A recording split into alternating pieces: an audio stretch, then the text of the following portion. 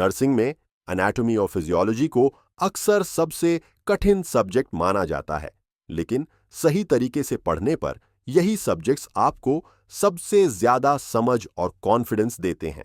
इस सब्जेक्ट को समझने का पहला तरीका है कॉन्सेप्ट को छोटे छोटे भागों में समझना।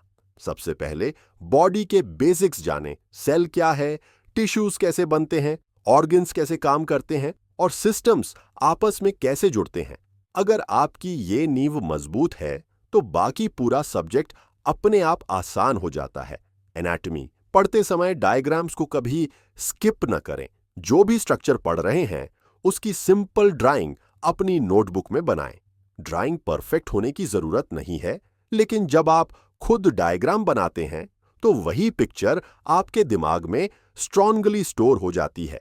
यही पिक्चर एग्जाम में आपको आंसर याद दिलाती है। स्टडी करते समय नोट्स हमेशा छोटे और डायरेक्ट बनाएं।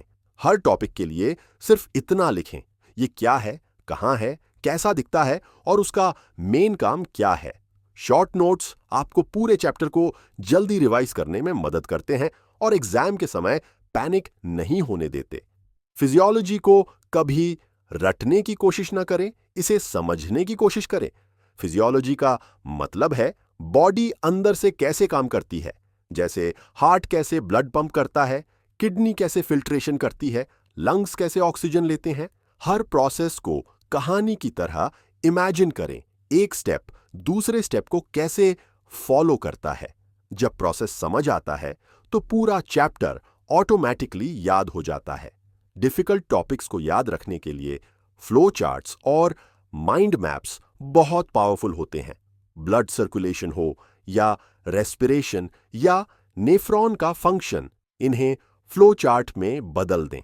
फ्लो चार्ट आपको सिर्फ कुछ मिनटों में पूरा टॉपिक क्लियर कर देता है और एग्जाम से पहले इसे खासा रिवीजन टूल की तरह इस्तेमाल किया जा सकता है।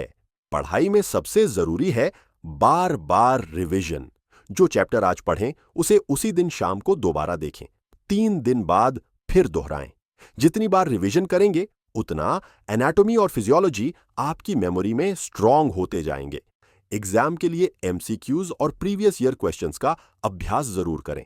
नर्सिंग एग्जाम्स में रिपीटेडली कुछ ही टॉपिक्स से ज्यादातर क्वेश्चंस आते हैं, जैसे heart, kidney, muscles, digestion, respiration.